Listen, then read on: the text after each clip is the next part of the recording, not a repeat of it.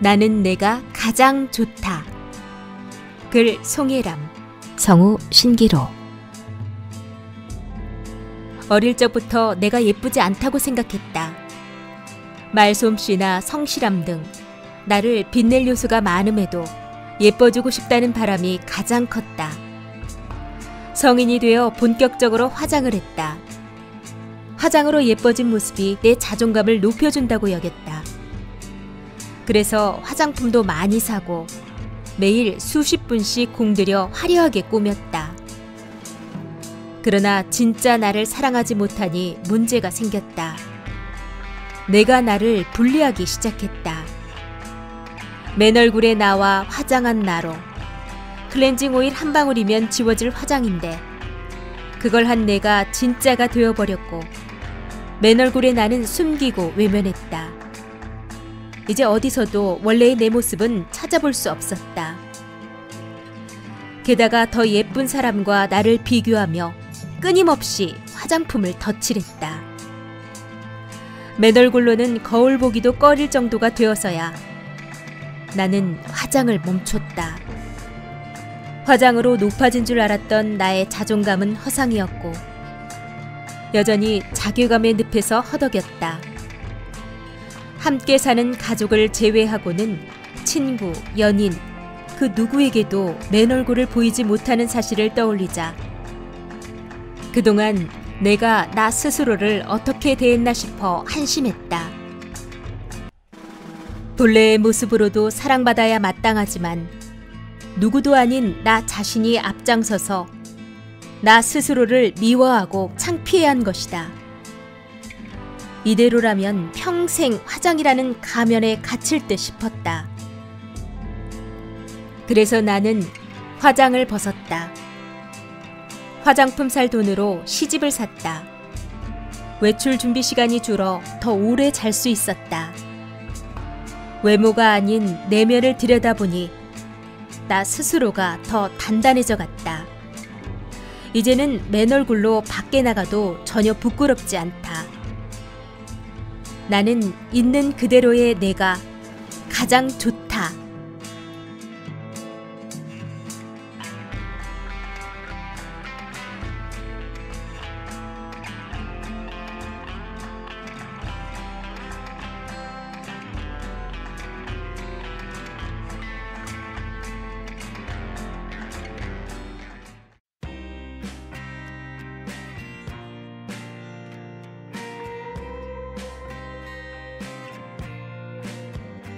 언니가 보낸 천사. 글 노춘희, 성우 신기로. 언니의 9번째 기일이었다. 나라도 잊지 말아야겠다는 마음으로 언니가 있는 납골당으로 향했다. 납골당 이용 시간은 6시까지.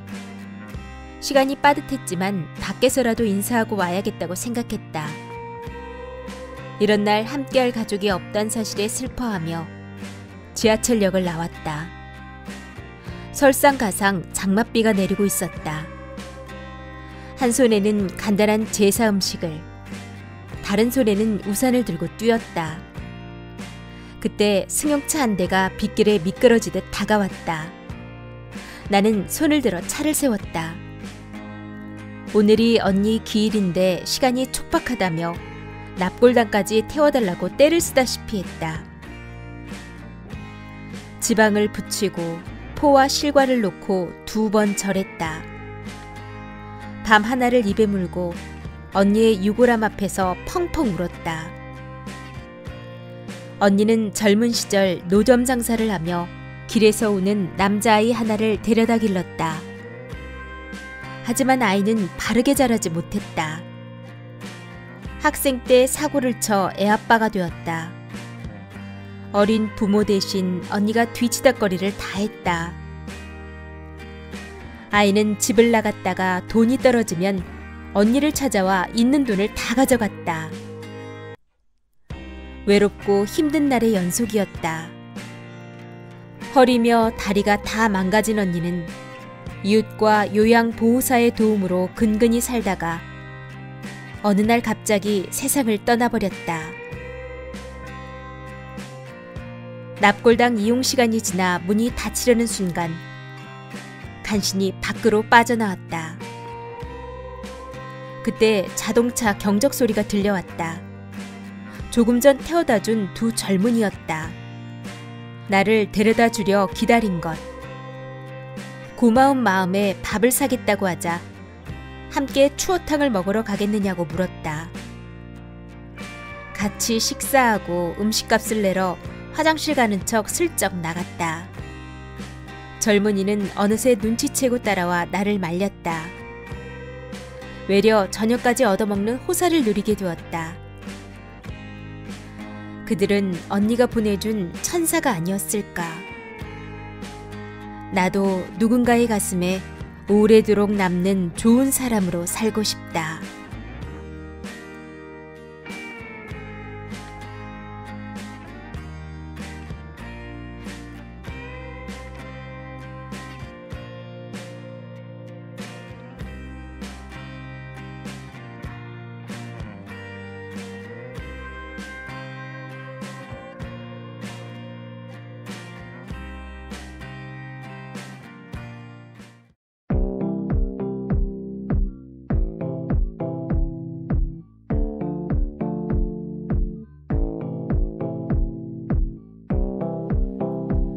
아버지와 뽀삐. 글 송민정. 성우 신기로.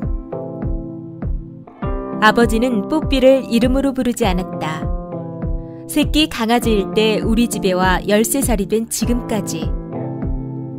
어느 날 엄마에게서 전화가 걸려와 급히 본가로 향했다. 나를 반기는 뽀삐가 한쪽 발을 절뚝였다. 놀라 물으니 아버지가 뽀삐를 데리고 에스컬레이터를 타다가 발이 끼었단다. 난 아버지에게 소리를 꽥 질러버렸다.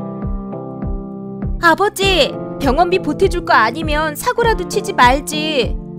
왜 이 사달을 낸 거예요? 뽀삐를 동물병원에 입원시킨 후 집으로 돌아왔다. 그 사이 아버지는 야간 경비 일을 나가 보이지 않았다. 인기척에 거실로 나온 엄마가 자초지정을 설명했다. 아버지는 일을 마친 엄마를 마중하러 뽀삐와 집을 나섰단다. 사고가 나자 마중은 뒤로 하고 곧장 집으로 돌아와 상처에 약을 발라주려 했다고. 내 말이 심했다는 생각에 가슴이 쿵 내려앉았다. 아버지도 나이가 들었는지 통 안 하던 짓을 한다. 저녁이면 뽀삐 데리고 산책하러 나가더라고. 근데 강아지 다룰 줄 모르잖니. 얼마나 놀랬겠어. 아버지는 몇 해 전부터 경비 일을 시작했다. 일 없는 날에는 소파에 누워 TV만 봤다. 유일하게 집을 나서는 시간이 뽀삐 산책시킬 때였다. 뽀삐를 퇴원시키고 돌아오니 금방 퇴근한 듯한 아버지가 한쪽 팔에만 외투를 걸친 채 서 있었다. 머뭇거리며 내게 외투를 벗겨달라고 했다. 나중에서야 아버지가 근무하다 어깨를 다쳤다는 사실을 알게 되었다.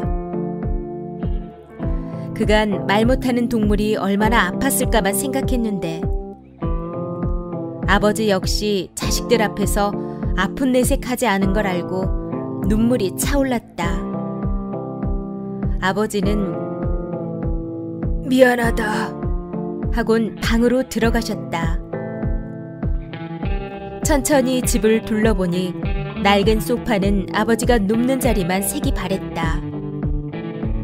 아버지는 얼마나 오래 저 소파에 누워 시간을 보냈던가. 뽀삐는 방문 앞에서 문을 열어달라며 낑낑대고 있었다.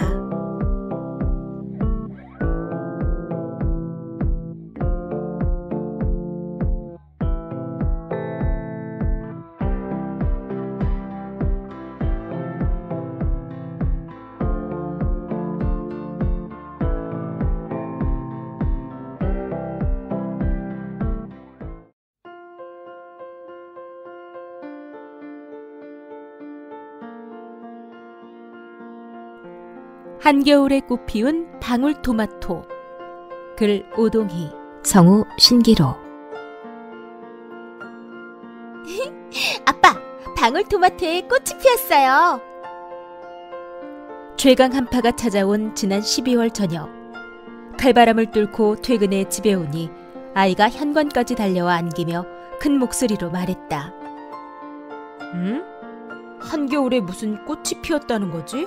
라고 생각하면서 방으로 들어갔는데 정말 노란 꽃 5송이가 수줍게 고개를 숙이고 있었다.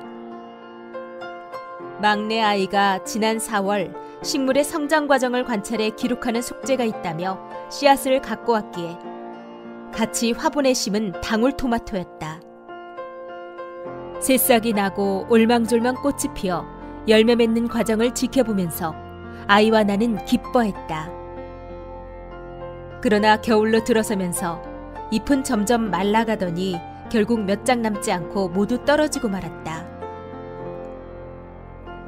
아무래도 생명이 다한 것 같아서 아이에게 이제 그만 이별해야 될 것 같다고 얘기하며 뿌리를 캐내려고 하자 펄쩍 뛰었다. 아직 줄기와 잎이 남아있잖아요. 살아있을 때까지는 우리가 잘 보살펴줘요, 아빠. 생명을 소중히 여기는 아이의 마음에 상처 주고 싶지 않아서 계속 키우기로 마음먹고 화분을 좀 더 따뜻한 서재로 옮겼었다. 매일 아침 출근 직전에 물을 줄 때마다 유리창으로 들어오는 햇볕을 받으며 차가운 창가에서 살아 버티는 생명의 힘에 난 자주 감탄했었다. 그렇게 추운 시간을 견디다 마침내 이번 겨울에 꽃을 틔운 것이다. 얼마나 기특한지. 잠깐 꽃이 핀 걸까? 아니면 열매까지 맺힐까? 궁금한 점도 많고 열매 맺기도 기대되지만 살아있는 것 자체가 고맙고 감동이다. 호기심 어린 눈으로 꽃을 살피는 아이의 얼굴을 본다. 여리지만 포기를 모르는 방울토마토처럼 앞으로 어떤 힘든 상황이 오더라도 내 아이는 결국 꽃을 피우는 삶을 살아가기를 기도한다. 누구에게나 예기치 못한 혹독한 시련 속에서도 꽃 피울 힘은 남아있기 마련이니까.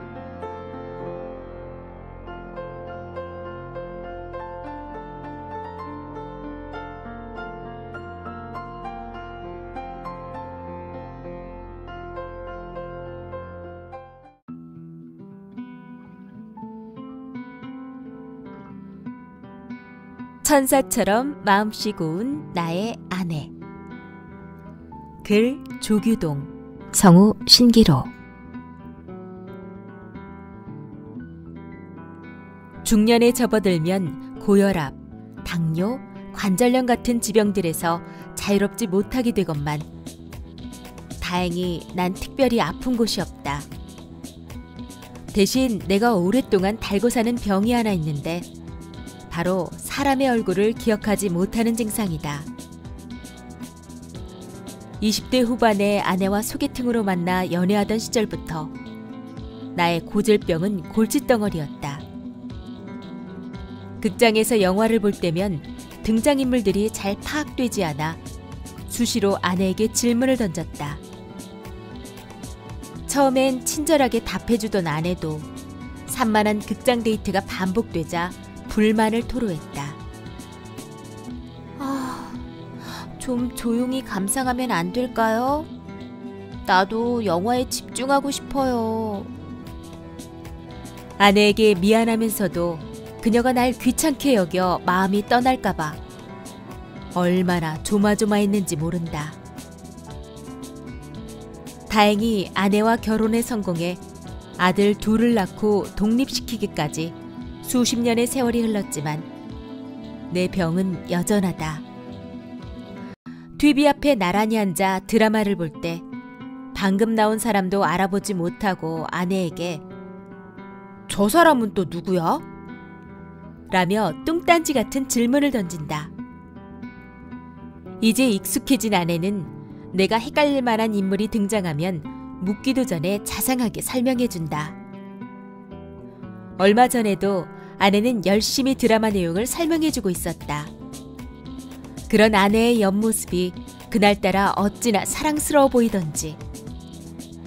한평생 깊은 배려와 사랑으로 내 곁을 지켜준 아내의 얼굴만큼은 죽어서도 잊지 못할 예쁜 모습이다. 난 결혼을 참 잘한 것 같아. TV 보면서 나한테 이렇게 친절하게 설명해주는 사람이 당신 말고 누가 있겠어? 갑작스러운 고백에 어이없다는 눈빛으로 피식 웃는 아내가 천사처럼 고와 보였다. 남은 인생 동안 아내의 소중함을 느끼는 순간이 또 얼마나 많이 찾아올까. 그것을 생각하면 경상도 남자인 나도 집에선 밥도 차리고 청소도 하는 한없이 다정한 남편이 될 수밖에 없다.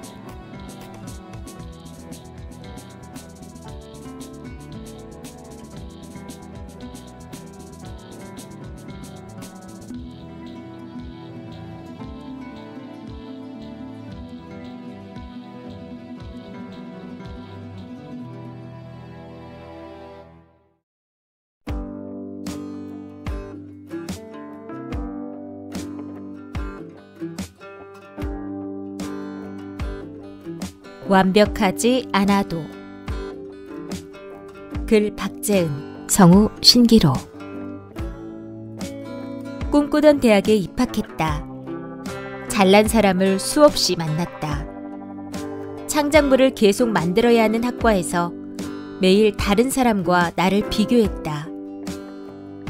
한 학기를 마치고 도망치듯 이모가 사는 오스트리아 빈으로 여행을 떠났다. 도착한 다음 날부터 도시 곳곳을 부지런히 돌아다녔다. 관광 명소와 특산물은 꼭 경험했다. 미술관도 여럿 방문했다. 사실 미술에는 관심 없었지만 예술을 전공하니 가야 한다는 허영 섞인 마음이 있었다. 마지막 날, 이모와 프라하의 지인 집에서 하룻밤 머물렀다. 싱숭생숭한 마음으로 저녁 식사를 할 때였다. 문득 내가 피아노를 오래 연주했다는 이야기가 나왔다. 지인이 말했다. 피아노 좀 쳐줄래요? 나는 흔쾌히 응하지 못했다. 고등학교 졸업 이후 제대로 연주해 본 적이 없어 손이 굳고 악보도 기억하지 못했다. 그 사실을 들키기 싫었다. 그러자 이모가 말했다. 그냥 해보는 거야. 완벽하지 않아도 괜찮아. 그 말에 어떤 힘이 있었는지 나는 피아노 앞에 앉아 숨을 크게 들이쉬고 엉망진창으로 연주를 마쳤다. 사실 수능이 끝나고 가장 먼저 한 일이 있다. 댄스 학원 등록. 동네 취미반에서 중학생들과 어울려 춤을 췄다. 뻣뻣한 내가 실력이 뛰어난 중학생들과 춤을 추려니 창피했다. 처음엔 몸을 제대로 움직이지도 못했다. 그러다 문득 이런 생각이 들었다. 못하니까 배우는 거지. 꼭 완벽할 필요는 없잖아. 그날 내 연주와 그분들이 쳐준 조촐한 박수를 들으면서 지금 완벽하지 않아도 괜찮다는 걸 깨달았다. 앞으로 천천히 공들여 나를 가꾸고 채우고 싶다.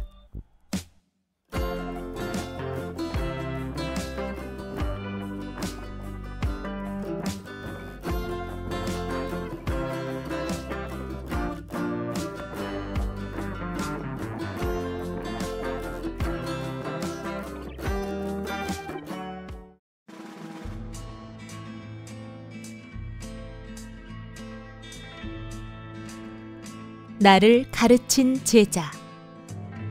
글 박성광. 성우 신기로.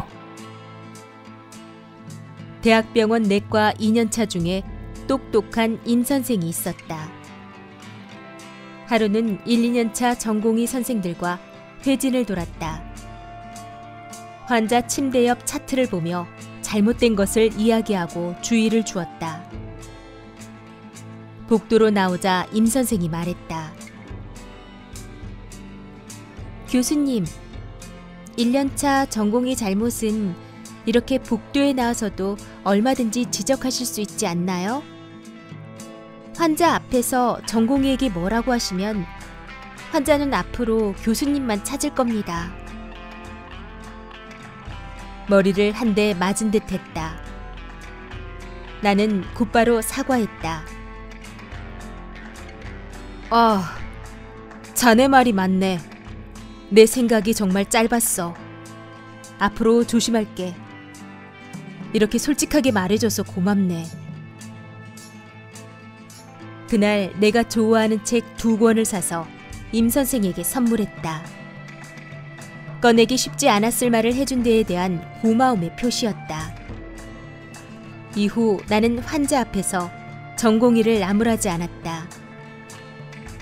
임 선생은 지금껏 가르친 많은 전공의 가운데 가장 고마운 제자다.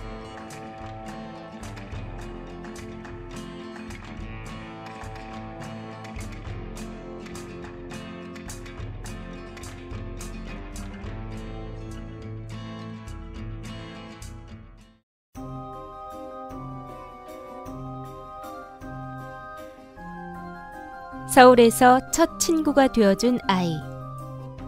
글 황수연. 성우 신기로. 처음 서울로 전학을 갔던 초등학교 3학년.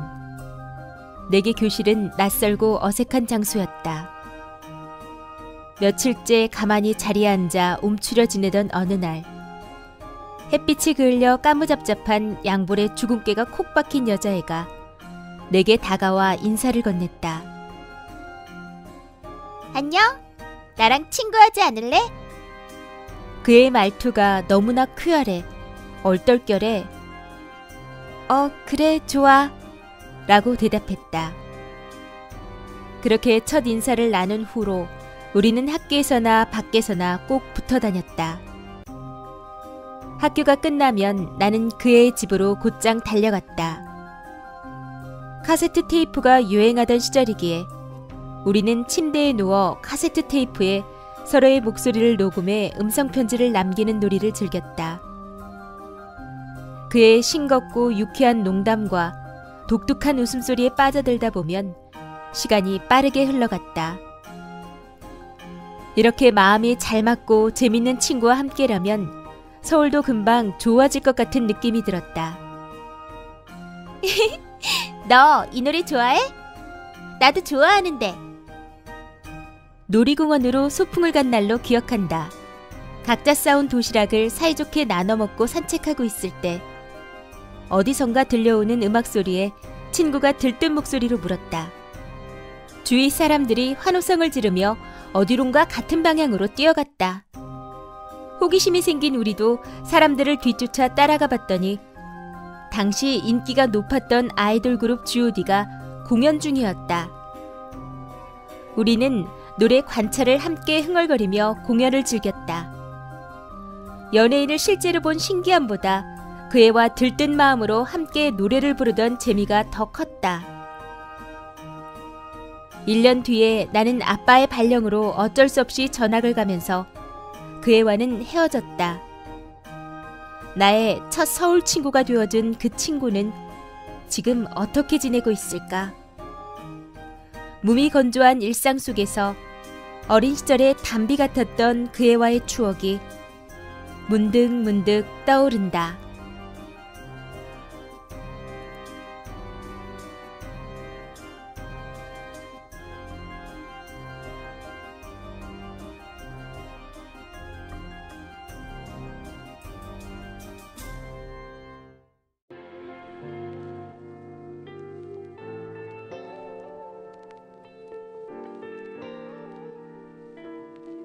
다시 찾은 장갑 한 짝.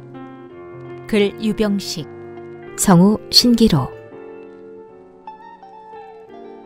거리마다 연말에 들뜬 분위기가 넘실대던 지난 12월 어느 토요일 밤, 동창회에 갔다가 귀가하면서 아찔한 경험을 했다. 매일 타는 113번 버스에 그만 장갑 한 짝을 두고 내린 것이었다. 집사람이 일주일 전에 선물로 사준 장갑이라 아쉬움이 이만저만이 아니었다. 짝일은 기러기처럼 홀로 남겨진 장갑 한 짝이 눈에 밟혀 주말 내내 마음이 무거웠다. 아무래도 아내의 소중한 선물을 이렇게 허무하게 잃을 순 없어서 월요일이 되자마자 버스 회사에 전화를 걸었다. 직원에게 차량 번호를 알려주며 자초지정을 열심히 설명하면서도 한편으로는 반신반의했다. 요즘처럼 바쁜 세상에 버스 바닥에 떨어진 장갑 한 짝을 주어 주인에게 돌려줄 생각을 하는 사람은 없을 것이기 때문이었다. 그런데 전화를 받은 직원이 해당 버스의 운전사에게 연락해보니 장갑을 주어 잘 보관하고 있다는 것이 아닌가. 정말 다행이었다. 집 근처 정류장에서 만난 운전기사분에게 미리 준비한 음료수를 건네자 도리어 안 주셔도 되는데요. 잘 마실게요. 고맙습니다. 하며 장갑을 돌려주었다. 다른 사람에겐 그저 대수롭지 않은 장갑 한 짝일 텐데 작은 물건 하나도 소중히 여기는 마음이 전해져 버스 기사분에게 진심으로 고마웠다. 집에 돌아와 장갑 두 짝을 나란히 포개자 비로소 마음이 놓였다. 사사로운 일이었지만 내겐 어느 때보다 감격스럽고 고마운 경험이라 운전사분에 대한 감사함을 더 확실하게 표시하고 싶었다. 어떻게 하면 좋을까 생각하다가 버스 회사 홈페이지에 칭찬의 글을 남기려고 칭찬합시다 메뉴에 접속했다. 그런데 순간 나는 깜짝 놀랐다. 칭찬의 글은 3년 전을 마지막으로 업로드가 중단되어 있었고 글쓰기란도 보이지 않는 것이었다. 타인에게 도움받는 일도 고마움을 느낄 일도 점점 사라지는 세상이 되는 것 같아 마음 한편이 씁쓸했다. 다시 찾은 장갑 한 짝이 더욱 귀해지는 순간이었다.